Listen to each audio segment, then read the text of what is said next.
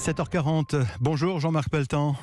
Bonjour monsieur. Vous êtes le maire de la commune de Landiras en Gironde, commune qui, comme d'autres alentours, Jean-Marc Pelletan, se retrouve plongée à nouveau dans la fournaise des incendies de forêt, tout juste un mois après un premier sinistre qui avait ravagé le mois dernier donc 14 000 hectares de pinèdes. Vous et vos habitants, Jean-Marc Pelletan, vous avez vécu une journée éprouvante hier. Quelle est la situation ce matin ? Ce matin, le feu a continué à progresser cette nuit, puisque c'est 600 hectares qui ont brûlé. Et donc, le feu est aux portes des Landes, ce qui est catastrophique. Parce que si les feux prennent dans les Landes, avec tout le parc de Gascogne, ça sera certainement catastrophique. C'est-à-dire qu'il descend vers le sud, si je peux me permettre cette expression. Il descend vers le sud.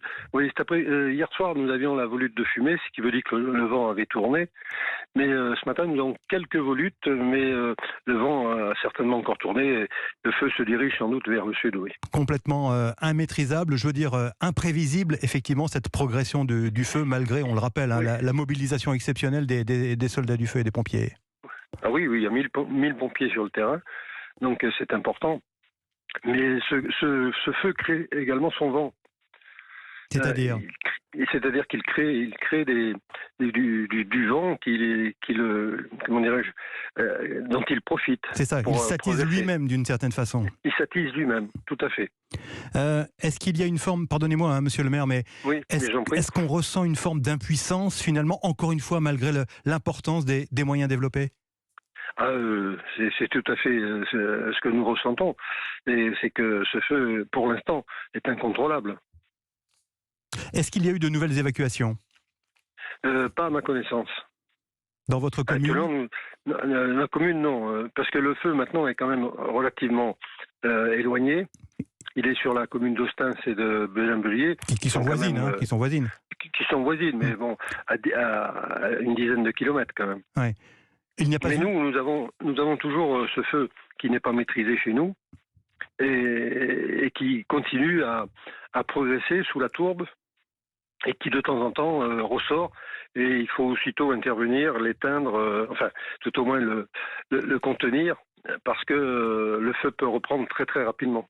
Alors voilà, c'est ce qu'on découvre depuis quelques jours, ce phénomène de feu de tourbe en quelque sorte, qui prospère de façon souterraine et qui réapparaît quelques mètres plus loin, quelques centaines de mètres plus loin pour embraser la pinède. C'est véritablement ce phénomène qui est à l'origine de la reprise des incendies.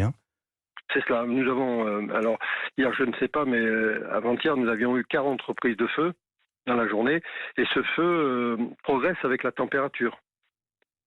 C'est-à-dire que c'est beaucoup plus l'après-midi quand la chaleur est au maximum que là nous avons des reprises de feu et il faut tout de suite intervenir. Donc nous avons des gens qui font ce qu'on appelle la garde du feu et qui sont sur le terrain jour et nuit et qui veille justement à éteindre au fur et à mesure ce feu qui ressort de la tourbe. Est-ce qu'il y avait eu des interventions justement préventives ces derniers jours pour éviter ces reprises de feu et donc ces feux de tourbe ? Il y avait des opérations de noyage en quelque sorte qui avaient été menées ? Non, c'est ce qu'on fait à chaque fois qu'il y a une reprise. Ouais. Mais le terrain, bien évidemment, a été noyé plusieurs fois. Ouais. D'ailleurs, à ce sujet, les fougères et l'herbe recommencent à pousser. Ah oui, du fait de l'arrosage entre guillemets. De cet arrosage, voilà. Mais ce qui est dangereux pour nos hommes qui sont sur le terrain, c'est que comme ce feu s'enterre, parfois à 1 mètre de profondeur, il brûle les racines des arbres et les arbres tombent. Donc c'est très dangereux. On le disait, il y a une exceptionnelle mobilisation des pompiers avec des moyens aériens également qui sont mis en place. La Première ministre Elisabeth Borne et Gérald Darmanin seront sur place aujourd'hui. Est-ce que vous allez en profiter, Jean-Marc Pelletan, pour leur demander plus de moyens de lutte contre le feu comme vous l'aviez fait le mois dernier quand vous aviez rencontré Emmanuel Macron ? Je ne sais pas s'il viendra à Landiras, si Madame la Première ministre viendra à Landiras, elle viendra surtout sur le front du feu, c'est-à-dire à une dizaine de kilomètres d'ici. Ouais. Moi, en ce qui me concerne, j'ai pas été, pour l'instant, j'ai pas été contacté. Mais il est bien évident que mes collègues maires qui la rencontreront, Ouais. feront comme moi, comme j'ai fait il y a un mois, demanderont plus de moyens. Mais aujourd'hui, il y a quand même pas mal de moyens qui sont mis en ligne. Ouais. Par rapport au feu de Landiras qui a eu lieu il y a un mois, il y a beaucoup plus de moyens, en particulier moyens aériens. Mais quand je dis augmentation des moyens, il s'agirait de mettre en place des moyens de lutte contre les incendies de forêt pérennes, c'est-à-dire qu'il y ait constamment un dispositif qui puisse permettre d'intervenir de façon massive contre les premiers départs de feu dans une région qui restera vulnérable de toute façon. Non mais je tout à fait d'accord. Mais les moyens préventifs, nous avons déjà des moyens préventifs. Nous avons des bâches d'eau qui sont enterrées, qui sont dans la forêt. Mais chez nous, c'est une forêt privée, c'est une forêt productive. Mm. C'est-à-dire que c'est difficile de créer des pare-feux comme ce qui se passe dans les Landes. Donc, alors, je ne sais pas, il faudra bien sûr repenser et revoir avec les experts ce qu'il y a lieu de faire. Il est certain que nous tirerons, du moins je l'espère, nous tirerons un enseignement de ce feu. Je suis un petit peu pessimiste parce qu'il y a 2 ans, il y a eu un feu, pas de cette ampleur, mais un feu quand même conséquent. On devait, soi-disant, faire des réunions, etc. Et on les attend toujours, ces réunions. On attend toujours qu'on fasse quelque chose, quoi. Ouais. Est-ce que vous pensez à l'après, Jean-Marc Pelletan? Je veux dire par là, Bien sûr. aux conséquences alors matérielles. Il y a des gens qui ont perdu leur maison, effectivement, c'est un drame.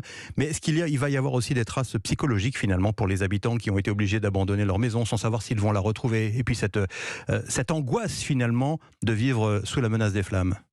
Oui, vous avez raison. Le département a créé des cellules psychologiques sur les villages. Moi, je fais ici régulièrement des psys qui viennent et qui reçoivent des patients, et en particulier les enfants. Mmh. Les enfants sont très angoissés. Voilà. Donc, c'est déjà en place. Mais pour la suite, il va falloir, entre guillemets, surveiller ça, quoi. Parce que Tout à fait, le oui. traumatisme va rester d'une certaine façon. Et encore une fois, l'angoisse va persister. Parce que on imagine mal qu'il ne puisse pas y avoir d'autres sinistres de cette nature, compte tenu des évolutions climatiques. Ah mais tout à fait. Nous avons à peu près 5300 hectares de forêt. Mmh. Actuellement, il y en a 2000 qui ont brûlé, donc il en reste quand même encore 3000. Hein. Donc effectivement, tout n'a pas brûlé, et c'est ce qu'il va falloir préserver.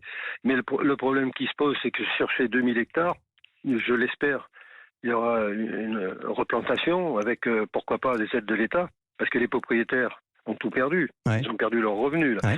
Ouais. Mais nous allons avoir 2000 hectares de pins, du moins je l'espère, mais qui arriveront tous à maturité en même temps. Et ça pose un problème. Merci Jean-Marc Pelletan, merci d'avoir été en direct ce matin sur Europe 1. Je vous remercie. On vous exprime notre solidarité, courage également pour vos habitants et l'ensemble des élus locaux du secteur. Merci Jean-Marc Pelletan, bonne journée.